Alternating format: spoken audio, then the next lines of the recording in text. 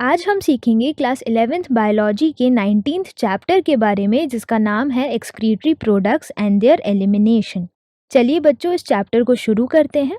जैसा कि आप इस इमेज में देख पा रहे हैं, एक फैक्ट्री या एक इंडस्ट्री है जिससे बहुत सारा कचरा बाहर आ रहा है और नदी में जा रहा है। दूसरी तरफ आप यहाँ पर एक और इमेज देख पा रहे हैं जिससे बहुत ज़्यादा धुआं ऊपर एयर में बाहर रिलीज हो रहा है इन्हीं इंडस्ट्री या थर्मल पावर प्लांट से। तो इन दोनों इमेजेस से क्या आप कुछ रिलेट कर पा रहे हैं? हम इन दोनों इमेजेस से ये पता लगा पा रहे हैं कि कुछ ऐसा टॉक्सिक मटेरियल, कुछ ऐसा वेस्ट पॉइजनस मटेरियल है जो कि इन दोनों इंडस्ट्रीज से बाहर निकल रहा है, जो हमारे लिए या एनवायरनमेंट के लिए बहुत ज़्यादा नुकसानदायक है। तो इन्हीं दोनों इमेजेस के साथ हम लिंक करते हैं हमारी बॉडी का एक सिस्टम जिसमें हम वेस्ट मटेरियल बाहर निकालते हैं। हम जो ह्यूमन बीइंग्स हैं या जो बाकी सारे लिविंग ऑर्गेनिजम्स हैं, वो अपनी बॉडी से बहुत सारा वेस्ट मटेरियल बाहर निकालते हैं जो कि बहुत ज़्यादा टॉक्सिक या पॉइजनस है हमारी बॉडी के लिए।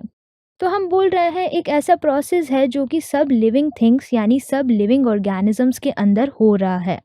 ये एक सेम प्रोसेस है जो कि सारे लिविंग थिंग्स में हो रहा है और अल्टीमेटली हम बोल रहे हैं कि जो टॉक्सिक प्रोडक्ट रिलीज किए जा रहे हैं लिविंग थिंग्स से, इन्हें हम बोलते हैं नाइट्रोजिनस वेस्ट।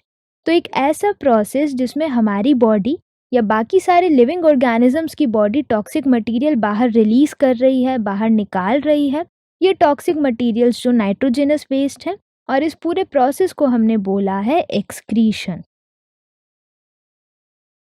तो ओवरऑल अगर हम बात करें इस चैप्टर के इंट्रोडक्शन के बारे में, तो हम ये बोल रहे हैं एक ऐसा प्रोसेस जिससे हमारी बॉडी या लिविंग ऑर्गेनिजम्स की बॉडी टॉक्सिक मटेरियल्स को बाहर निकालती है और ये toxic materials generally nitrogenous waste होते हैं।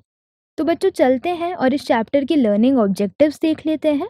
तो इस चैप्टर के लर्निंग ऑब्जेक्टिव्स हैं, सबसे पहला introduction and human excretory system, दूसरा यूरिन फॉर्मेशन, तीसरा function of tubules, fourth mechanism of concentration of filtration, fifth regulation of kidney function, sixth micturition, और हम बात करेंगे role of other organs in excretion, और एट लास्ट हम बात करेंगे डिसऑर्डर्स ऑफ एक्सक्रीटरी सिस्टम।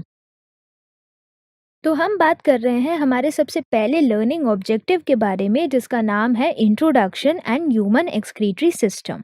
तो चलिए बच्चों इसे शुरू करते हैं। अगर हम बात करें ह्यूमन के एक्सक्रीशन के बारे में या बाकी सारे लिविंग ऑर्गेनिजम्स के एक्सक्रीशन के बारे में, तो ये एक्सक्रीशन से बहुत सारे नाइट्रोजिनस वेस्ट निकलते हैं और ये कॉमन नाइट्रोजिनस वेस्ट को हम 3 कैटेगरीज में डिवाइड करते हैं। सबसे पहला जो नाइट्रोजिनस वेस्ट है वो है हमारा अमोनिया, दूसरा नाइट्रोजिनस वेस्ट है यूरिया, और जो थर्ड नाइट्रोजिनस वेस्ट है वो है यूरिक एसिड। तो जो भी लिविंग ऑर्गेनिजम्स इस एक्सक्रीशन प्रोसेस को परफॉर्म करते हैं, ये 3 तरीके के नाइट्रोजिनस वेस्ट निकालते हैं, या तो अमोनिया या यूरिया या यूरिक एसिड। तो बच्चों चलते हैं और इन्हीं तीनों नाइट्रोजिनस वेस्ट को थोड़ा डिटेल में स्टडी करते हैं। अगर सबसे पहले मैं बात करूं नाइट्रोजिनस वेस्ट अमोनिया के बारे में, तो हम बोल रहे हैं कि जो ammonia as a nitrogenous waste है, ये बहुत ज़्यादा टॉक्सिक वेस्ट मटेरियल है और ये अमोनिया निकालते हैं हमारे एक्वेटिक एनिमल्स, जिसमें हम बात कर रहे हैं फिशेस की।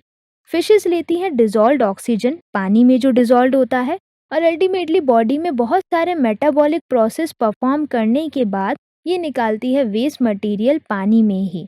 तो फाइनली जो ये वेस्ट मटेरियल निकाल रही है वो नाइट्रोजिनस वेस्ट है हमारा अमोनिया, और क्योंकि ये बहुत ज़्यादा टॉक्सिक होता है इसलिए फिशेस या बाकी ऑर्गेनिजम्स को आसपास बहुत ज़्यादा पानी चाहिए होता है ताकि ये टॉक्सिक वेस्ट मटेरियल पानी में जाए, डिजॉल्व हो जाए और बाकी सारे लिविंग ऑर्गेनिजम्स या इन्हीं फिशेस को नुकसान ना कर सके।